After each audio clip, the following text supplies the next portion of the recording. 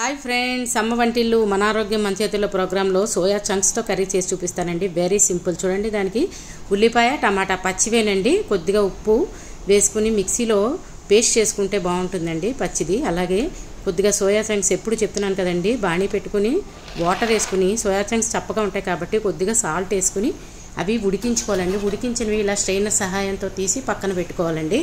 పక్కన పెట్టుకున్న తర్వాత మనం బాణీలోకి ఆయిల్ వేసుకుని అలా జింజర్ గార్లిక్ పేస్ట్, కొద్దిగా కలర్, ఆరోగ్యానికి ఆరోగ్యం అండి, ఎప్పుడు చెప్తుంటాను కదా, పసుపు ఉప్పు కొంచెం వేసుకుని వేయించుకున్న తర్వాత మనం ఇందాకలా చేసి పెట్టించుకున్నాం కదండి ఉల్లిపాయ టమాటా పచ్చివి కదండి, ఇవి పచ్చివాసన పోయే వరకు మనం వేయించుకోవాలండి. అందుకని మూత పెట్టుకుని ఉడికించుకుంటే బెస్ట్. అంటే మెయిన్ ఏంటంటే పచ్చివాసన ఉంటే కూర బాగోదండి. అందుకని మామూలుగా వేయించుకుని కనుక మూత పెట్టుకుంటే కనుక తొందరగా ఉడికిపోతుంది. అప్పుడు చూడండి, ఒక 5 మినిట్స్ తర్వాత ఎర్రకారం, గరం మసాలా, దానికి వేళ నేను చోలే మసాలా వాడానండి.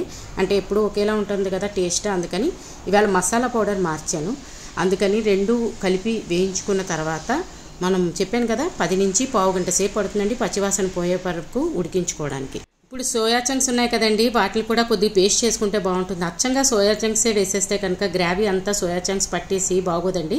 అందుకని సగంని ఎప్పుడు చెప్తున్నాను కదా, సోయా చంక్స్ వండేటప్పుడల్లా వాటిని గ్రైండ్ చేసుకుంటే మంచి గ్రావీలా ఉంటుంది, కూర కూడా మంచి టేస్ట్ ఉంటుందండి. తప్పకుండా ఇలా ట్రై చేసి చూడండి, సూపర్గా ఉంటుంది. అలాగే కొద్దిగా ఈవేళ కూరకి శనగపిండి అండి, వాటర్లో కలిపి ఆ గ్రావీలో వేసి పచ్చివాసన పోయే వరకు ఉంచుకుంటే బాగుంటుంది. దానిలోకి మనం ఇందాకలా ఉడికించుకున్న సోయా చంక్స్ ఉన్నాయి కదండి, ఇదంతా వేయించుకున్న తర్వాత వాటిని కలుపుకోవాలి. ఇప్పుడు కలుపుకుంటే చూడండి, కూర కూడా రంగు మారుతుందండి ఖచ్చితంగా. ఎందుకంటే మనకి ఉడికిన తర్వాత రంగు మారుతుంది కదండి, అప్పుడు మనం ఈ సోయా చంక్స్ యాడ్ చేసుకుంటే సూపర్గా ఉంటుంది ఈ కూర. దానికి మనం కొత్తిమీర కూడా వేసుకుంటే బాగుంటుందండి. ఈవేళ నా దగ్గర లేదు, మీ దగ్గర ఉంటే కనుక ఖచ్చితంగా యాడ్ చేసుకోండి, బాగుంటుంది కూరకి. అలాగే నేను ఈవేళ కస్తూరి మేతి వేసానండి, కర్డ్ లేదంటే మిల్క్ క్రీమ్ ఉంటుంది కదండి, ఆ క్రీమ్ కూడా వేసుకుంటే ఈ కూరకి బాగుంటుంది. అంటే ఎప్పుడు ఒకేలా కాకుండా కొద్ది క్రీమ్ కానీ పెరుగు కానీ వేస్తే ఖచ్చితంగా టేస్ట్లు మారుతాయి కదా, అందుకని ఇలా కూడా ట్రై చేయండి.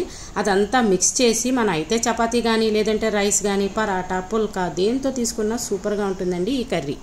పెరుగు మొత్తం ఫ్లేవరు సోయాకి పట్టేలాగా శుభ్రంగా కలుపుకుంటే బాగుంటుందండి కూర.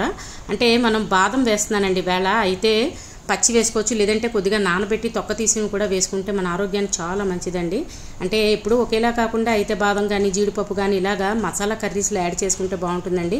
మనం చపాతీ రైస్ తీసుకున్నప్పుడు పళ్ళ కింద పడి మంచి టేస్ట్ని ఇస్తుంది, మన ఆరోగ్యానికి కూడా చాలా మంచివి కదా డ్రై ఫ్రూట్స్.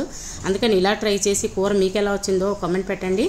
అలాగే నా ఛానల్ కనుక సబ్స్క్రైబ్ చేసుకోకపోతే సబ్స్క్రైబ్ చేసుకోండి. ఒకవేళ చేసుకున్నట్టయితే కనుక మీ ఫ్రెండ్స్తో రిలేటివ్స్తో షేర్ చేయండి ప్లీజ్. Thanks for watching. అమ్మ వంటిల్లు మన ఆరోగ్యం మన చేతుల్లో.